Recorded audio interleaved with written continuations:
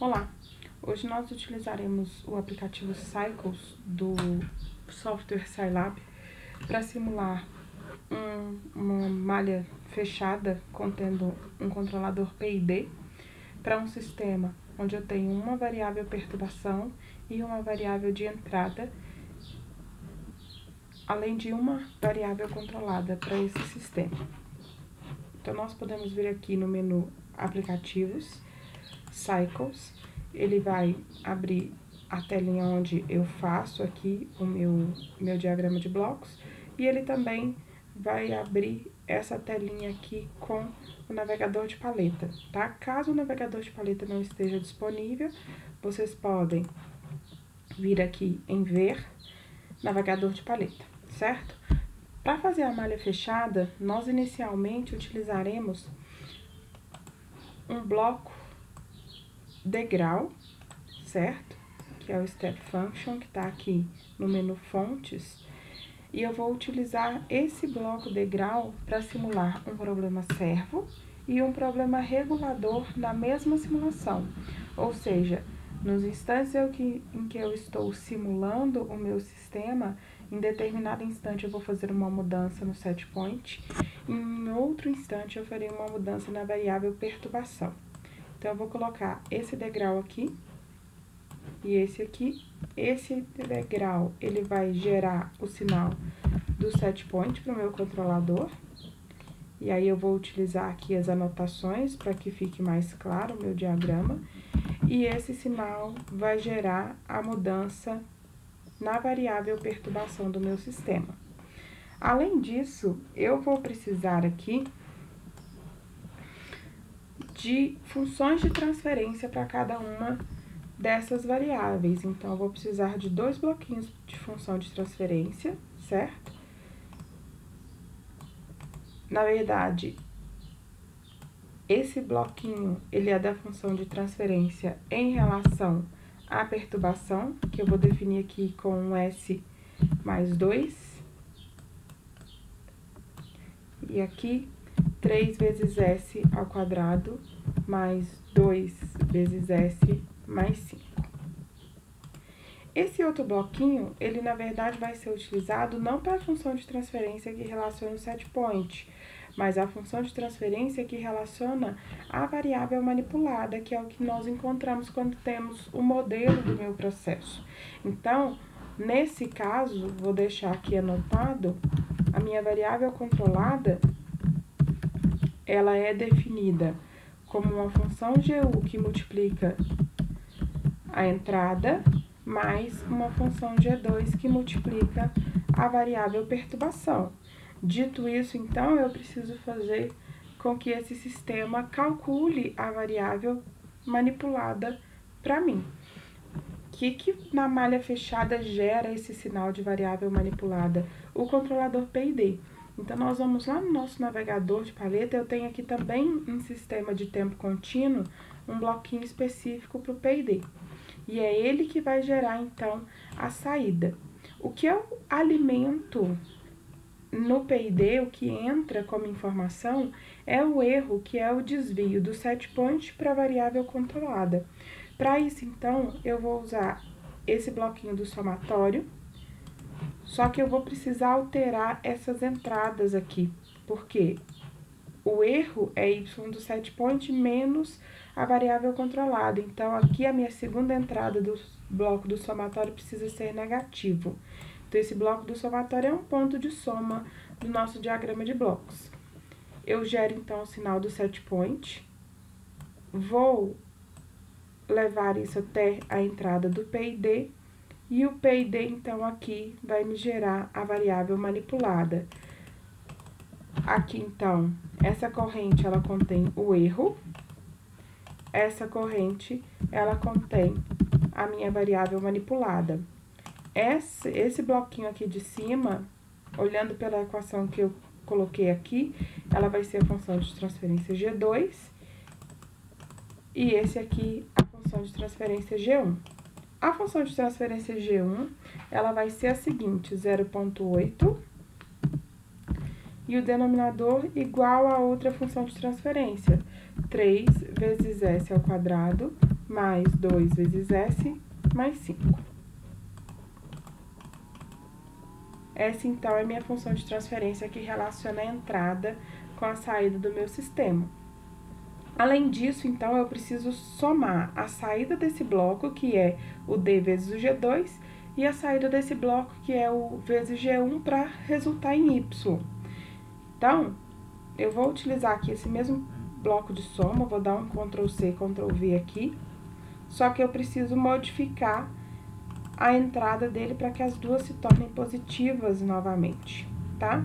Então, eu vou ligar aqui, deixa eu ligar aqui no de baixo para ficar melhor. E essa outra entrada do ponto de soma, eu vou ligar aqui na saída desse bloquinho de função de transferência, o que me gera aqui, então, na saída do ponto de soma, o sinal de y, que é a minha variável controlada. Esse sinal, ele vai retornar lá para o meu primeiro ponto de soma, aqui, então, caracterizando uma retroalimentação, para que eu consiga gerar aí o controle desse sistema. Vamos fazer as definições das mudanças na variável perturbação e no set point. Então, aqui, eu quero que essa minha variável perturbação, ela modifique no instante 35 de simulação, é onde eu vou inserir essa mudança, e ela vai passar de um valor de 0,5 para 1,5. Então, o problema regulador, ele só vai acontecer no instante 35. Aqui, para o problema servo, eu quero que isso se modifique no instante 20, do 1 para o 3. Notem, então, que eu tenho aqui no meu sistema duas modificações e o meu controlador ele vai ter que lidar com elas. Eu preciso fazer os gráficos para compreender aí a resposta desse sistema. Então, nós vamos lá em fontes, eu vou utilizar o meu bloquinho clock para acionar os gráficos e aqui em receptores eu vou utilizar o bloquinho CMScope, que é o que eu tenho múltiplas entradas. Só que eu não quero fazer só duas, eu quero fazer 3 gráficos. Então, clicar ali 2 vezes, vai abrir aqui, então, a solicitação de múltiplos valores para esse bloquinho, né? Os parâmetros do meu bloco. Eu preciso acrescentar aqui 1 no número de portas, ou seja, eu vou ter 3 portas.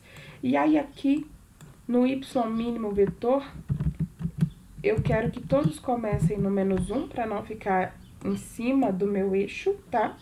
E eu quero que todos os gráficos, eles terminem no 5. Além disso, aqui no meu refresh, que vai ser aquele período de atualização para o gráfico, e ele precisa ser igual ao período de simulação, lembrando, porque se eu tiver um período de atualização menor do que o período de simulação, o gráfico só vai me mostrar esse último período aí, né? Se eu tiver 30, por exemplo, os últimos 30 instantes, tá? Eu vou simular 50, então eu vou colocar aqui 50, 50, 50, porque eu quero ver todo esse comportamento ao longo do tempo. Vou ligar essa entrada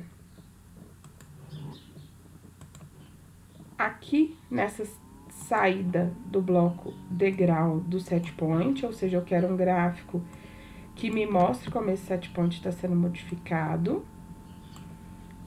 Eu vou ligar essa outra entrada na saída do ponto de soma, que está me mostrando aqui, então, essa corrente, que é o Y, ok? Estou fazendo um gráfico de Y e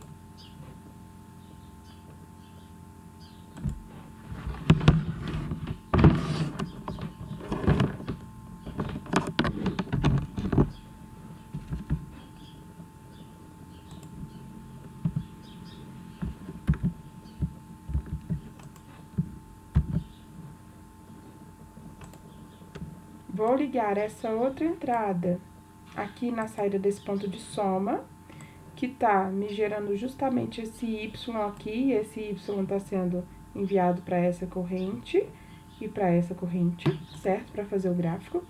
E eu tenho ainda um último uma última entrada que eu posso ligar aqui na saída desse bloco degrau, que me gera, então, o sinal da perturbação. Vão ser 3 blocos, certo? 3 bloquinhos aqui no meu sistema. Além disso, vamos definir o controlador, os parâmetros do controlador PID. O controlador no Scilab, ele tem as ações, a ação proporcional, a ação integral e derivativa. A ação proporcional é equivalente ao KC, a ação integral, ela é equivalente ao KC dividido por tau I. Essa é a ação integral. E a ação derivativa seria o KC vezes o tau D. Quando a gente tiver dúvidas em relação a isso, nós podemos fazer o seguinte. Vamos aqui na ajuda do bloco para verificar como é que ele define. E aqui eu tenho, então, a malha fechada e ele me mostra o que é cada um desses parâmetros. KP, ação proporcional, KI, ação integral, e se a gente comparar com aquela outra forma da equação do PID, que tem o KP sobre tau I aqui, e KD, a ação derivativa, certo? Então, vamos lá. Eu vou trabalhar com a seguinte ação proporcional, 10. A ação integral, que é o KC, então, que é 10 dividido por tau I, eu vou colocar um tau I de 12,5 e nós podemos fazer operações aí nesses campos, não há problema. E eu vou fazer ainda o KP, que é 10 vezes o tau D, que eu coloquei aqui como 5 nesse meu sistema, certo? Agora, antes de simular, nós precisamos configurar o tempo total de simulação, o tempo de integração. Então, eu venho aqui no menu simulação, configuração, tempo final de integração, eu quero um tempo igual àquele refresh que nós atualizamos lá no meu bloquinho do gráfico. Vamos simular o meu sistema. E eu obtenho essa resposta para o meu controlador, tá? Ele parte de um 0, ele tem que inicialmente encontrar aquele estado estacionário de 1, e aí se a gente notar aqui, ele quase chega lá, mas ele não estabiliza. E nesse meio tempo, eu faço o quê? Eu aplico uma perturbação no sistema para ele ir para 3. Ele também quase estabiliza aqui, mas ele não chega lá, por quê? Porque eu tenho uma outra perturbação aqui. Notem que, apesar de tudo, o meu controlador está conseguindo minimizar os efeitos dessa perturbação. Esse sistema de controle, ele ainda não está ok. Eu não alcanço a estabilidade do meu sistema, notem que ele ainda está dinâmico, então ele está um pouco lento.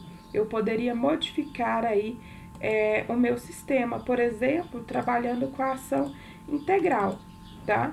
Se eu modificar essa ação integral, se eu aumentar ela um pouquinho, talvez eu consiga. Então, vamos colocar aqui um 11, já que está no denominador, isso aumentaria a ação integral, para a gente ver se a gente consegue visualizar aqui alguma diferença. Olha, aqui nós já alcançamos o 3,19, tá? Então, ele ficou um pouquinho mais rápido, mas ele tem um offset nesse sistema.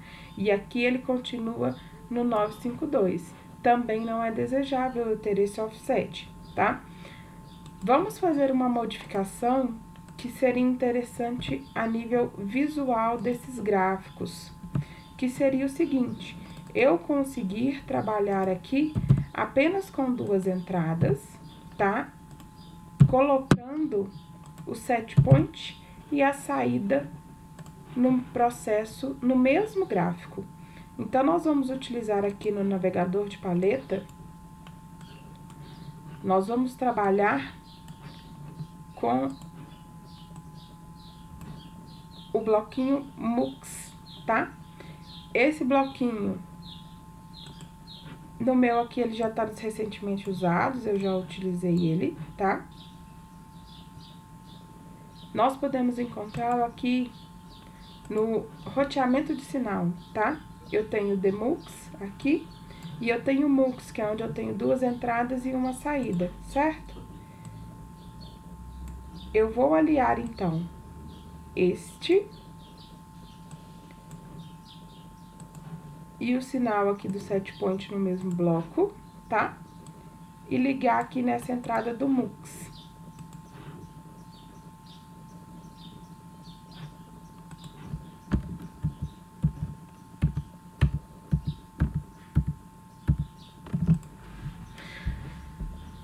Nós vamos fazer aqui uma modificação em termos gráficos, tá? Para ficar mais interessante esses gráficos que eu vou gerar.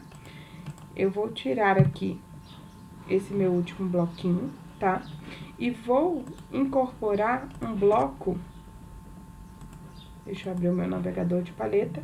Eu quero incorporar um bloco que faça apenas um gráfico, porque eu vou fazer um gráfico para a perturbação e um único gráfico que tem as curvas tanto do set point quanto da saída do meu sistema, tá? Isso é importante porque se eu tenho um gráfico aí de set point, ele consegue, set point junto, né, com a saída, eu consigo visualizar melhor se eu tô tendo offset, se eu tô tendo algum overshoot, por aí vai.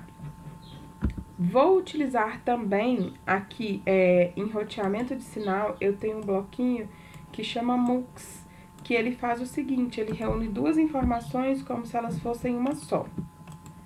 Então, aqui, vou dar um Ctrl+C, Ctrl+V nesses bloquinhos, tá? Eu vou colocar esse bloquinho aqui fazendo um gráfico de perturbação, para que a gente tenha esse visual aí gráfico, tá? E aí, aqui, nas entradas dele, o que eu preciso modificar é isso, aqui é um -1, aqui é um 5 e aqui um 50, ok? E aqui, nesse bloquinho, a mesma coisa. -1, aqui é um 5, aqui é um 50. Porém, esse bloquinho, ele vai receber duas informações e não uma só. Quais são essas informações que eu quero reunir numa só? Para ficar claro o que esse bloco faz, gente, esse MUX, ele faz, ele cria como se fosse uma matriz, tá? Vocês podem associar isso a uma planilha que contém dois conjuntos de informação, no caso, o Y e o meu outro gerador de informações, que é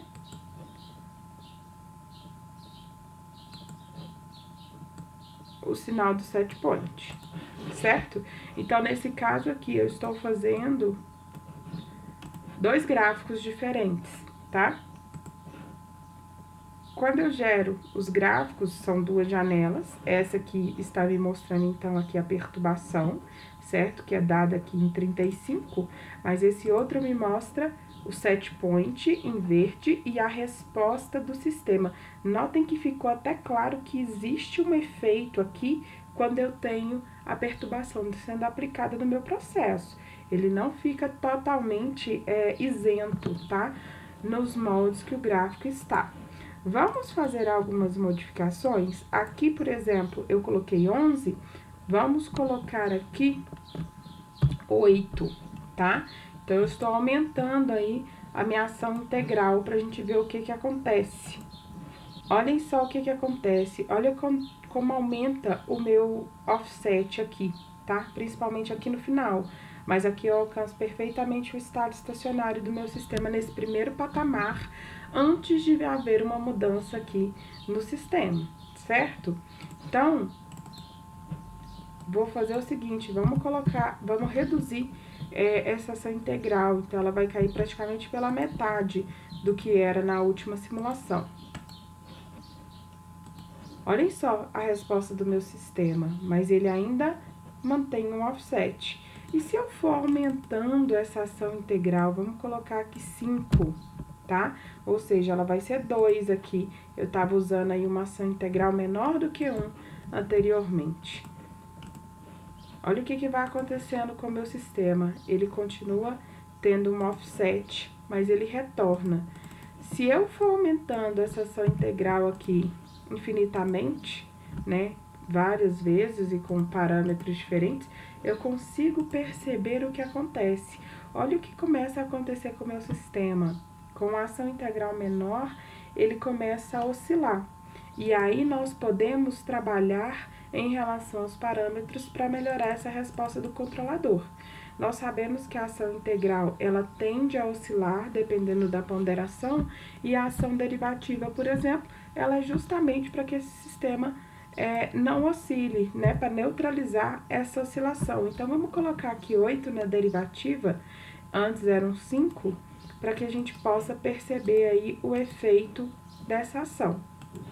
Olha, eu reduzi um pouco a minha oscilação, mas ainda não foi o suficiente. Vamos aumentar aqui. Eu vou colocar aqui 15 no derivativo, tá? Olha como tá reduzindo a oscilação, mas eu tô perdendo também a estabilidade. E se eu reduzo esse derivativo, que inicialmente aqui estava em 5, vamos colocar aqui 2.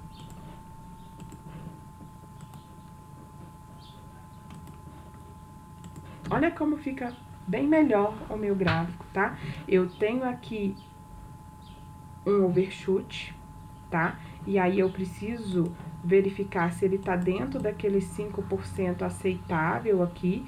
Notem que aqui ele já não está, certo? Ele atinge aqui um pico de 1,22 ali, enquanto eu tenho um set point de 1, e isso significa 20% de overshoot, o que pra mim não é o ideal, tá?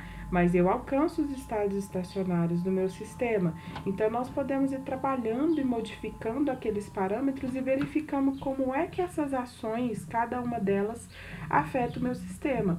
Esse teste é um teste de sensibilidade de parâmetros que ele é muito útil para que a gente possa fazer sintonias online, tá? Então, essa é também uma maneira de sintonizar o meu controlador P&D. Nós finalizamos aqui, então, essa simulação. Obrigada e bons estudos!